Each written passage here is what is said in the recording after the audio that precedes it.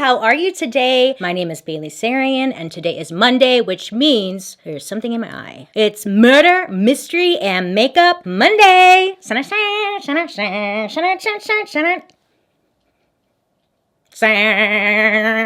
If you are new here, hi.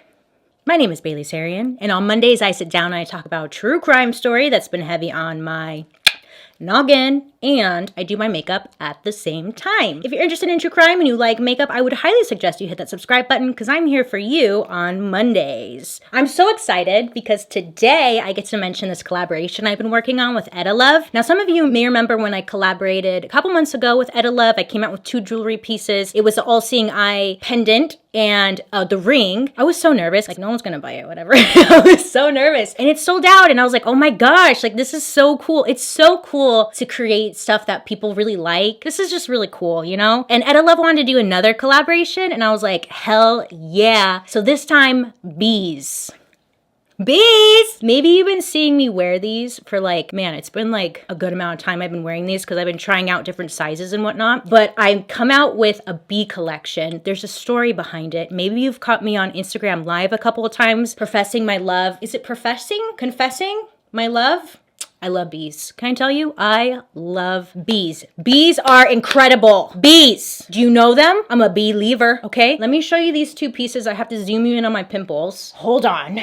Oh, yeah, we're in here. So I've mentioned this before. I had my ears stretched and I never got them like sewn up or anything. I've just let them be because it doesn't really bother me. So my ears look like cat butthole ears. I've mentioned this before. So ignore that, okay? But here's the bee earring. Isn't it so cute? I love these. Obviously, I'm biased. So these are the earrings. I freaking love bees. And then also look at this ring. Okay, look at the bee ring. All the way around. It's got like the honeycomb details all the way around. Okay, we got the bee on top. Look at that. Oh, baby. There's a good weight to it. Look. Bees. I'm so excited. Okay, should I tell you the story about where the bees come from and like why I chose bees? Let me tell you really quick. So first of all, Etah Love makes handcrafted sterling silver jewelry. You know when some jewelry just kind of feels cheap? I don't know, but like this one, it has a good weight to it.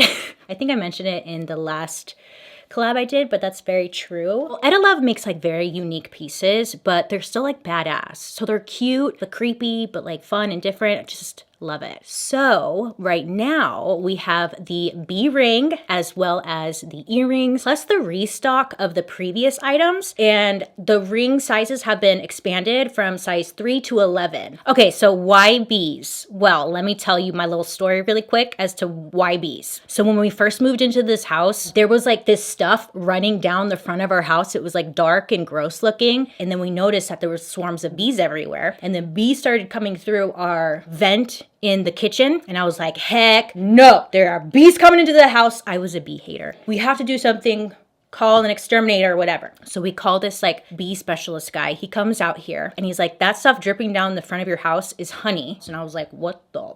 So he gets on his ladder and he goes up there and he sends us pictures of what he's seeing inside of our roof. Inside of our roof, there was 15 pounds of honey. There was a whole shebang shaboodle of bees living in our roof, doing their damn thing. Now me, being an ignorant bee hater at the time, I was like, again, this was like a year ago. I have changed. You can grow, you can change. I was like, oh my God, kill them. Like, just get rid of them, whatever. The guy just looked at me like, no. And I was like, okay. And then he went on this whole shaboodle, like, bees are incredible. We need bees. I don't kill bees. I save the bees. And I was like, okay. He was like, without bees, we can't be here. We need bees. And I was like, oh, like okay.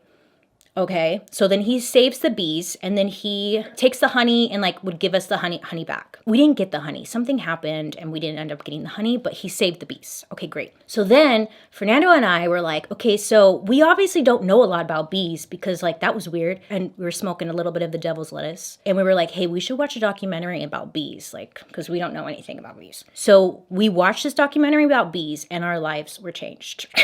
Bees are incredible. Oh my God, I've been carrying so much guilt because just all the years that I've never really appreciated bees and what they do for us on this planet. Spoiler, they do a lot. Bees like lie. at the heart of our survival. They pollinate 1 in 3 bites of food we eat and are essential to the health and prosperity of countless ecosystems. Now, bees have been in peril for quite some time. According to the Center of Biological Diversity, more than half of North America's 4,000 native bees species are in decline, with 1 in 4 species at risk of extinction. Bees are freaking incredible. Seriously.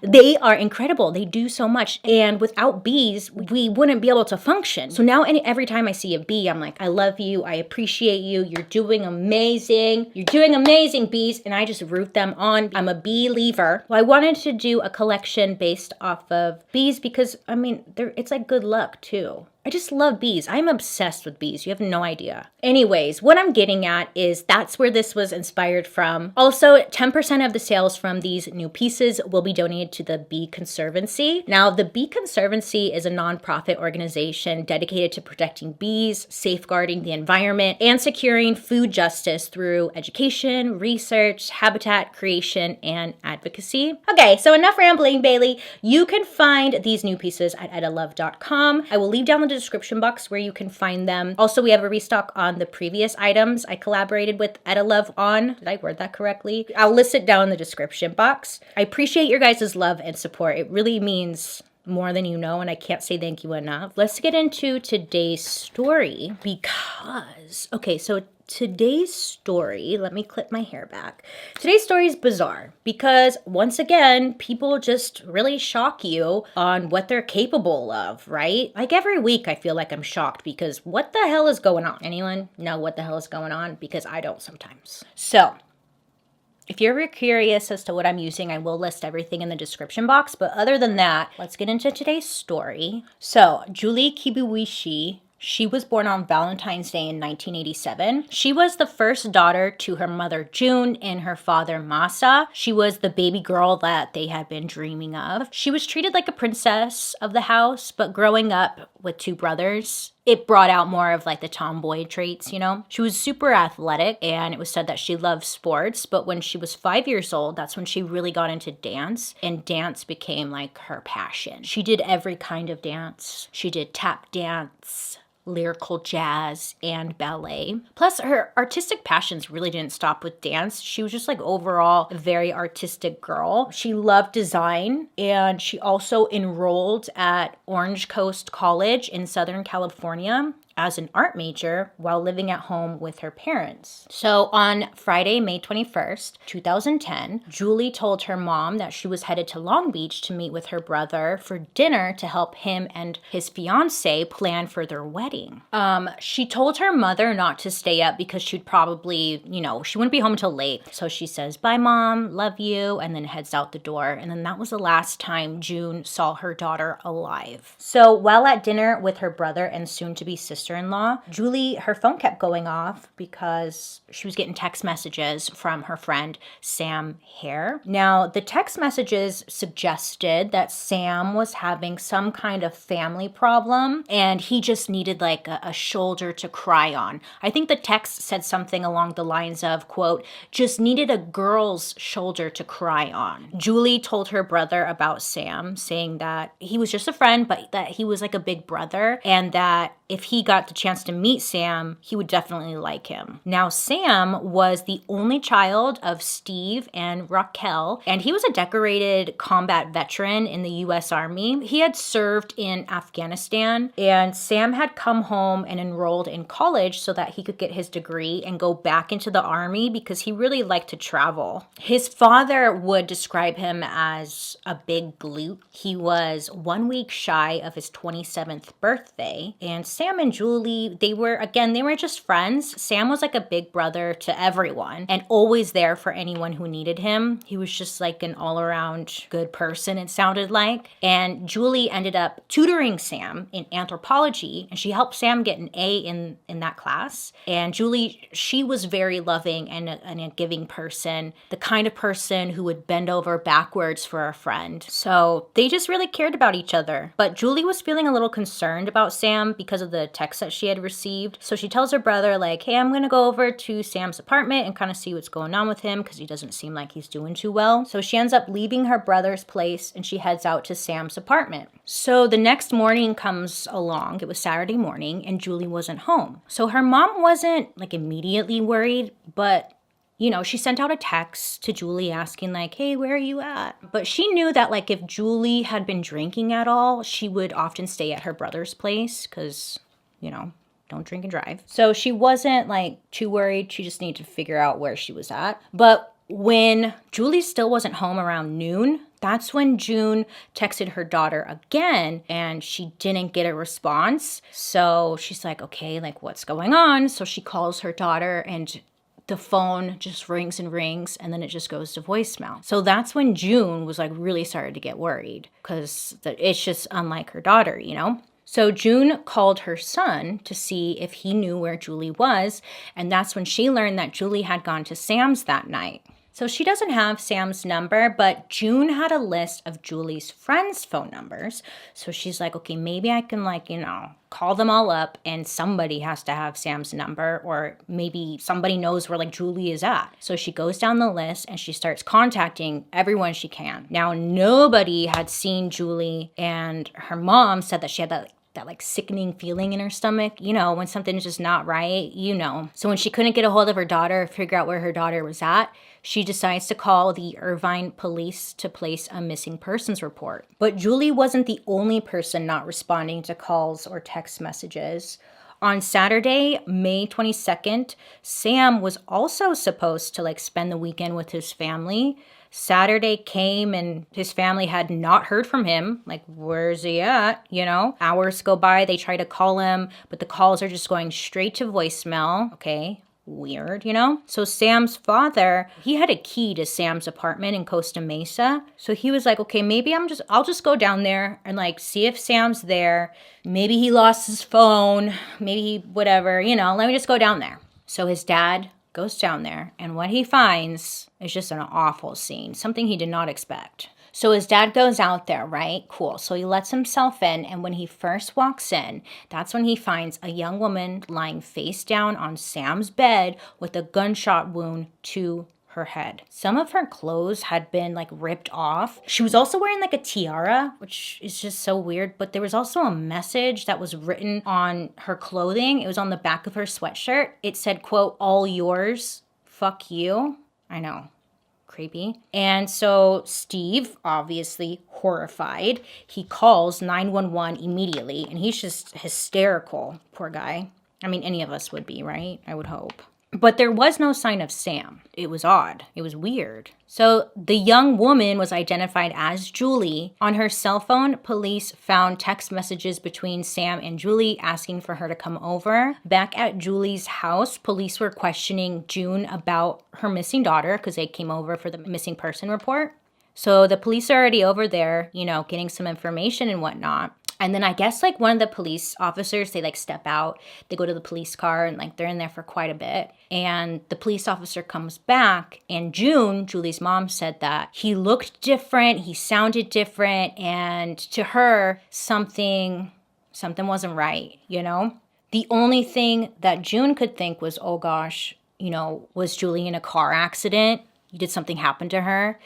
Sadly, the officer told her that they found Julie in Sam's apartment and all June could say was like, no, that wasn't her, no. But it was Julie. Police found Julie's purse and her ID at the scene. To police, it seemed pretty cut and dry, a pretty cut and dry case, I should say. It seemed that Sam had raped and killed Julie and was now like on the run. Despite the family's claims that their relationship was platonic, detectives wondered if the message on Julie's sweatshirt was alluding to some kind of love triangle gone wrong. But the fact that Sam wasn't there made detectives and police think that he was just on the run. Sam also had a bit of a criminal past. At the age of 18, Sam had gotten mixed up with like a rough crowd that included different members of different gangs, I guess. And in this group, there was a person murdered, and then there was like another person who was killed in connection to that. So Sam, along with 23 other people, they were arrested and charged with murder. Sam was eventually acquitted, but with this little brush with the law confirmed police's suspicion that Sam was probably responsible for Julie's murder. So his father understood that Sam is going to be the primary suspect because, I mean, hello, Julie is found in his apartment, murdered. Steve understands, like, okay, it's not looking good for Sam, but he had this gut feeling that Sam was not the one who did it. So Steve took it upon himself to prove his son's innocence because the police are already like, okay, Sam's the one who did this. It's in his apartment. He texted her to come over. Sam did it. But his father is like, heck no, I'm going to do some investigating myself and make sure and prove that Sam didn't do it. I feel like I made that way more complicated than it needed to be, but you get it. So Steve starts calling all of Sam's friends. None of them had seen or heard from Sam. They all wanted to help though, so they were like, here are some phone numbers of different friends to call. And Steve called those friends. One of those people that he spoke to was Sam's neighbor who lived in the same apartment complex as Sam. And it was a guy by the name of Daniel Wozniak. So he calls him up. He's like, yeah, I saw Sam on Friday, but I really haven't heard from him since. On May 24th, Steve was able to get access to Sam's bank account records, and immediately he noticed that there was money being withdrawn from one bank on 3 different days. It was being withdrawn from an ATM next to a pizzeria in Long Beach, not far from Sam's apartment. There was also a charge from the restaurant on the card as well, so somebody was eating some pizza and getting some cash, you know? Very suspicious. So Steve goes down to the location of the bank and the pizza place, and he's just waiting outside to see if someone is coming, going. I don't know, maybe he's looking for Sam, maybe Sam's around, or his car. He's just thinking if his son is on the run, maybe he could at least spot him, talk some common sense into him before everything came crashing down, you know? So he's just sitting there, he's just waiting, but unfortunately, like, no luck, no sign of Sam. So on Tuesday morning, on Tuesday morning, Steve called back some of Sam's friends, and when he called up Dan Wozniak again, this time it was kind of strange because Dan changed his story. Like, you know, if you're not lying about something, then your story doesn't need to change. So this time Dan said that Sam told him he was having family problems. Now, Steve knew right off the bat that this Dan guy was lying because Steve and Sam, father-son, extremely close, okay? Their relationship, super tight. As far as he knew, there was no issue going on between him and his son, nor with any of the family members. So, try again. You know, like, that's not right, Dan. Dan? No. Steve's little detective work got his senses tingling when he realized that out of all the phone numbers he had called, Dan's phone number was the only one that had a Long Beach area code. The same area, or the same area code of the ATM and the pizza restaurant. So it doesn't like say a lot, but at the same time, it like got that little gut feeling of like, something ain't right. So police were able to get security footage from the ATM machine. So the security tape showed that someone went to the ATM machine, right? It was a young white male, somewhere between the age of 17 to 20. They were wearing a baseball hat, using Sam's card to withdraw money from Sam's bank account. It was shown that whoever this person was not Sam. So it was actually this kid named Wesley. They're like, great, who the heck is this Wesley guy? So once they're able to ID who this person is, police are able to get the whole shebang. 2 police cars, an FBI van, and a helicopter were all dispatched to go to this Wesley guy's house, believing that he was helping hide Sam or maybe helped Sam in some kind of way. Now, when they show up to Wesley's, he's like, whoa,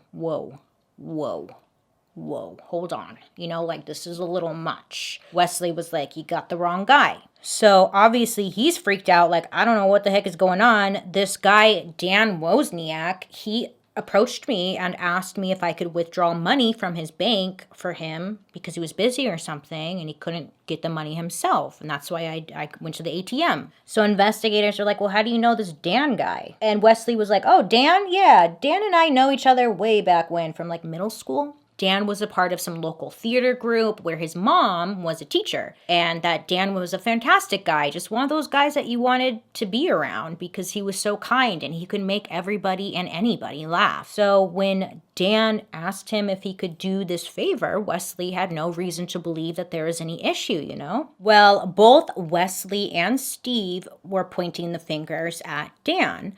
Police charged Dan with accessory to murder of Julie and arrested him in hopes of Dan giving them information on where like Sam was at. So Dan was getting married in a few days, and he was actually having his bachelor party when police came in and arrested him. I know. He probably thought like the police were hired strippers or something. Nay. It was a real deal. He was like, am I under arrest, officer? I've been real bad. And like he was really actually under arrest. So Dan gets arrested. Now, who's this Dan guy? Well, let me tell you. Dan Wozniak was a 26-year-old community theater actor and a part of the local theater company. People often described him as a super nice guy. He was good looking and very personable. Now, he was engaged. His fiance, her name was Rachel Buffett. They had met each other when Dan was doing a play. She was also an actress, and she worked as a Disney princess at Disneyland. The two had fell in love. And in 2008, Dan proposed. During questioning, Dan repeatedly told cops that he had nothing to do with anything, but over time, his story started to change. He did admit to police that he had manipulated Wesley into making the ATM withdrawals from Sam's account. He said it was for Sam, but then later, Dan told police that Sam confessed to Dan that he had killed Julie in his apartment upstairs. Now, Dan said that Sam threatened him, and if he didn't help him escape, you know, he was going to come for him next or something. But Dan swore up and down that he had nothing to do with Julie's murder. We don't believe you, Dan. We don't believe you. Your story's changed like a whole bunch. So during interrogation, they asked Dan, hey, can you give us some spit? You know, we're going to do some DNA testing. And then Dan all of a sudden is like, whoa, actually, I got a different story for you, you know? Hey, new story. I hate people. This time he claimed he stopped by Sam's apartment and he discovered Julie's body, okay? Saying when he went inside, he saw 2 bullet holes in her head. Now, this was a little light bulb moment to police because, you see, you could only see 1 exit gunshot wound on Julie. The second gunshot wound was covered, sorry to get graphic, but it was like covered with like brain matter, and it was only discovered during the autopsy. So nobody even knew that there was 2, but Dan did all of a sudden. Weird, you know? So with this information, it was clear that Dan must have been there when Julie was killed because nobody would know that. Dan, I look like a clown. Oh dear. Rachel, Dan's fiance, she was brought in for questioning, and her behavior was really odd. Now, there's a lot of debate around her because they brought her in and they're like, hey, you know, your fiance was under arrest for covering up a murder, okay? Now, they thought it was strange because her reaction was just kind of like, oh, yeah? Weird. Like, she was not, it just was just like a normal day for her. Like, she wasn't shocked at all. And they were like, okay, well, if somebody got this information, wouldn't you be a little shocked that your fiance may be involved with some kind of murder situation? I mean, for Christ's sake, she's an actress. Couldn't she at least pretend to be a little shocked that her fiance may be being involved with a murder? But instead, she was like, oh, weird. That's so crazy that he might be involved, but okay. So strange. Now, she claimed, my face is so dry. Look, I need some hydration. So she claimed that she knew nothing. Okay, but her story was all over the place. She was saying that she had not seen Sam at all. Then she later mentioned seeing a mystery friend at Sam's apartment. Her story just wasn't lining up. It just wasn't making sense. Something wasn't right, but they also just didn't know what. So Dan was arrested and he was sitting in jail. Now he was able to make a phone call. This is how stupid this guy is. He's such an idiot, I swear to you. So he's able to make a phone call. He calls his fiance. Bling, bling, bling, bling, bling. Hello. Hey. So he calls up his fiance, Rachel. So he tells Rachel that, hold on.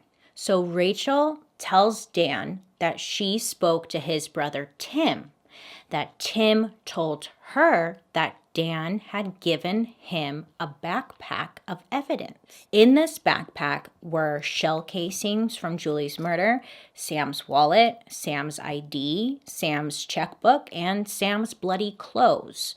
So Dan gave all this stuff, so he put it in a backpack and then gave it to his brother, Tim. And then Tim told Rachel on the phone. Now, on the phone, Dan is begging her to not tell police about this evidence against him. And she's like, Dan, yeah, the prison that you're calling me from, all of their conversations are being recorded. So, okay, he's just like stupid. Sorry. He's an idiot. So she tells Dan over the phone that as soon as they get off the phone that she was calling detectives. And like you can hear in Dan's voice, he's just worried, scared. He sounds like a little baby. But also some believe that she was just saying that because she knew that the phone call was being recorded and she was kind of pretending like she didn't know. But that's up for debate, really. But Dan over here just sounds like a little bitch. If you're going to murder somebody, the least you could do is own up to it instead of being a little bitch. So shortly after this phone call with his fiance, Dan said that he knew the jig was up. Okay? He just knew it was over for him. So he asked to speak to the police. So they come in, they bring him in for questioning, or they bring him into the interrogation room. And then Dan said something no one expected. He told police, quote, he was crazy and that he did it. So police are like, can you please clarify what you mean by you did it? Because, we need more information, obviously. So Dan confessed to killing Julie and Sam. So where the hell was Sam? So this new information threw police for a loop because Sam was not on the run for Julie's murder at all. He was a victim himself. Now, Dan's confession to the murders confirmed Steve's belief that his son was innocent all along, but it now was just going to bring a lot of devastating news as to what really happened. So Dan walked the police through everything. Dan said that he was desperate for money. He was behind on 2 months' rent and had an elaborate wedding coming up, and it was only weeks away. They also had planned a very elaborate honeymoon, and Dan simply just didn't have money to pull all of this off. But he didn't tell his fiancée this. She thought everything was rainbows and lollipops. Nay. He didn't have any money. Dan knew that Sam had $60,000 in savings from combat pay. It was stored away from his days in the army, and at some point he mentioned it to Dan. So Dan's plan was to kill Sam and get the money from Sam's bank account. Use it for his wedding and his honeymoon. Great, no one will know. I'll get away scot-free. What a stupid plan. Dan told police that he texted Sam that he needed help moving things at the theater in Fullerton where he was performing. Sam was like, sure, I'll help you out. And he arrives to the theater. Dan's like, hey, will you come up with me to the attic to help me move something really quick? It's heavy, can't do it myself. Sam was like, sure. So they go up to the attic. They're in this area. Dan's like, it's this thing. I don't really remember what it was, but Sam bends down to pick whatever it was up. That's when Dan shot him in the back of his head. Now, he said that after the first shot, Sam was still alive and he was asking for help. saying that something hit him in the head. It felt like an electric shock. So instead of helping, Dan reloaded and fired again, this time killing him in the theater attic. Now, Dan leaves him there. He goes home before returning to the theater with Rachel for that evening's performance of the show 9, which they were both starring in. Yeah, so the show went on. They're performing on stage, as one does. I don't know what they... boop it up, boop, boop, boop, you know? And Dan is acting as if nothing happened. It was like a great performance, they said, whatever. Meanwhile, Sam's body was like right above them in the attic. Beep it up, boop. Like, what? What is wrong with people? I don't understand. So then Dan told investigators that he killed Julie to cover his own tracks. He created this elaborate story that he wanted to frame Sam as killing Julie, and then he fled. So after killing Sam, that's when he took Sam's phone. He texted Julie to come over to Sam's apartment and said like, oh, I'm having family problems. So Julie goes to the apartment. Dan came up to her. He was like accidentally just ran into her. And he was like, oh my God, that's so funny. Like, I'm here too. Sam just called me and said like he's going through some stuff, but I have a key and I can let you into his apartment. He really had to fucking plan this shit, you know? So he has the key to the Sam's apartment. Julie's there. He opens up the apartment. They both go inside. Dan lets Julie in. They hang out for a bit. When they were in the apartment, Dan called over to Julie and like, hey, come here. Because he's like in Sam's bedroom. He's like, hey, come here. Come over here. I see something really weird. Come here. And so Julie comes over and he's like, Dan's like, oh my God, look over there by the bed. There's something over there. You should go check it out. Julie goes over there and she's leaning over to whatever it is Dan said he saw. And when she's leaning over, Dan shoots Julie in the back of the head, and then he staged the crime to make it look like a rape to throw the police off. I just hate him. Because like, okay, what was... Just so... He's doing all of this. This is the most selfish person ever, right? Because he's doing all of this just so he can get money for a wedding. Why don't you get a damn job, Dan and Rachel? Why don't you guys get some fucking work or something instead of getting married? Bunch of losers. I hate them. So then, as if it doesn't get any more fucked up, because it totally does. So then, the next day, after the murders, Dan said that he went back to the theater. He went up to the attic, and he dismembered Sam's body. What in the fucked up is going on around here? Dan said that he dismembered Sam's body, which is like a little extreme, but Dan was saying, as if this justifies it in some way, that he couldn't get him out of the attic without people noticing, right? Like, if he's carrying a dead body out, it might be a little obvious. So he's like, let me dismember him, cut him up. That makes way more sense to me in my dumbass brain. And then Dan told police that he remembers smiling and laughing because he had just reached a point where he couldn't even believe what he was doing anymore. So he just found the whole thing hilarious. Anyways, so he ended up leaving Sam's torso and other limbs in the attic because he just couldn't take it down yet. So he disposed of Sam's head, hands, and tattooed forearm in the El Dorado Park in Long Beach.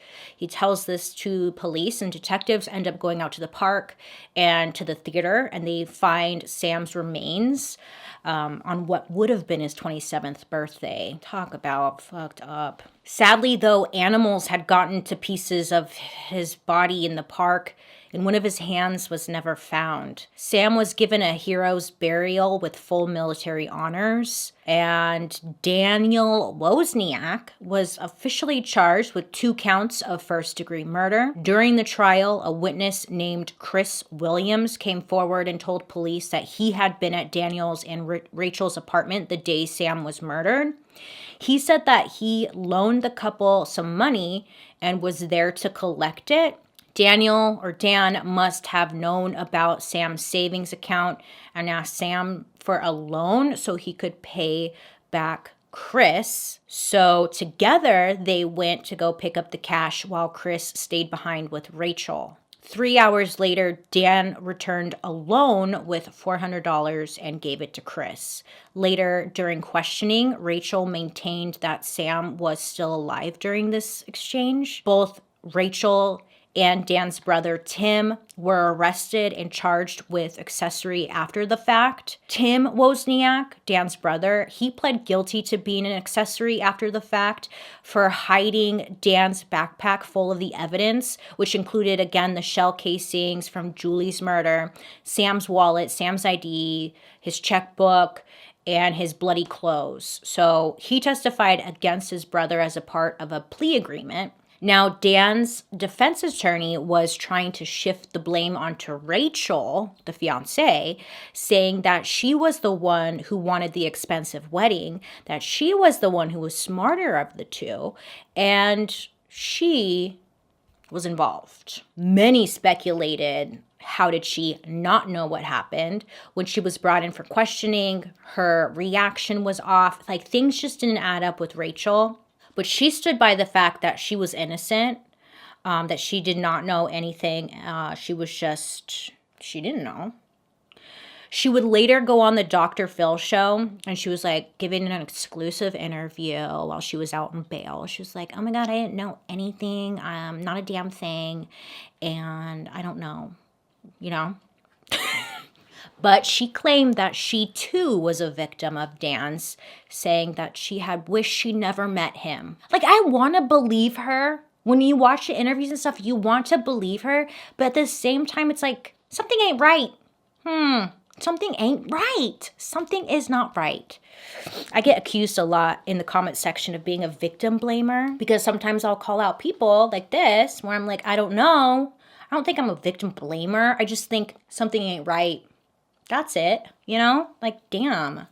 Anyways, so detectives also interviewed an ex-boyfriend of Rachel's who said that when Rachel was drunk, so Rachel was drunk one night. She was like, oh my God, and she accidentally thought that the ex-boyfriend was Daniel, her fiance. And she blurted out, I told you to burn the body. This is what the ex-boyfriend testified. Now, there's an added level of creepiness to this statement because behind the theater where Sam's murder took place was an old military hospital with a morgue and an incinerator. Rachel, she continued to deny that she had anything to do with the murder. After 6 years of trials, the DA did not have enough evidence to support a murder charge, but Rachel was convicted of accessory to murder for lying to police and sentenced to only 32 months in prison. Sam's father, Steve, he feels that justice was not served. He thought that Rachel was let off easy and she should have been charged with murder as well. You know what? I guess there's really not much you can charge her with because there was really no evidence linking her to the murder unless Dan wanted to come out and take her down with him, you know? So I guess, yeah. Sorry, I'm just like really thinking about it now. I'm like, as much as I want to believe that she's involved, there's really no evidence.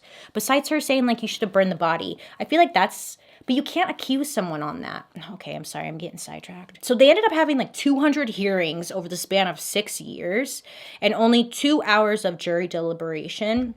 Daniel Wozniak was found guilty on 2 counts of first-degree murder and sentenced to capital punishment in September of 2016.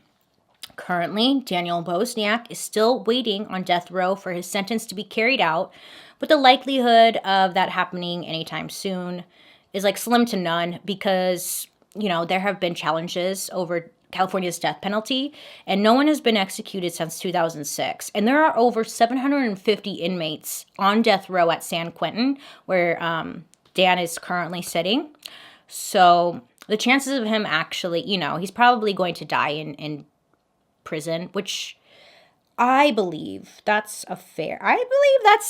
worse than the death penalty. Do you think that? I need to know. Do you think that? Because some people are all about the death penalty, and I'm like, look, sitting for the rest of your damn life in prison, that to me sounds way worse than the death penalty. But what the hell do I know? I'm just some girl on YouTube in a box, remember?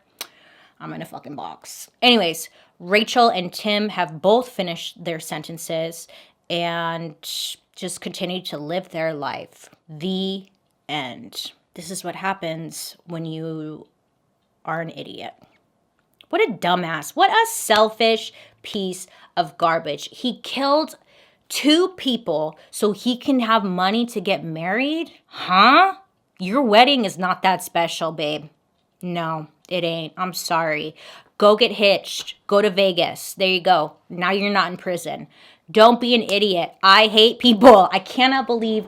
I just don't understand how one day you can snap and just murder 2 people and then dismember them in the attic. Like there was no red flags with this guy? Really? People stress me out. And you know what's sad? Both of them are actresses or actors and they couldn't even act. They suck. Anyways, I would love to hear your guys' thoughts down below. I don't know if there are any thoughts because I feel like what can you add to this? It's just an awful story. I don't know what we can take away from this other than I'm sorry that people freaking suck, man. Julie and Sam seemed like just really great people that were just taken, and it's not fair. For what? For someone's wedding? Ugh. God. How dumb. What an idiot. Oh, God. What a stupid man, this Dan Wozniak guy. I'm sorry. But he's stupid. And I hope he rots in prison forever. And if the wife was involved, karma. Karma is real. It really is, ma'am. And it'll get ya. But only if you did it. If you didn't do it, then you should be fine. So that one's on you, girl. I would love to hear your guys' thoughts down below. Don't forget about my little bee earrings. I'll leave it down in the description box. I think I like this look. I'm really messed up on my eyes, but it came out cute, right? Anyways, thank you guys so much for hanging out with me today. I hope you have a wonderful rest of your day. You make good choices. Please make good choices. And I'll be seeing you guys later. Bye.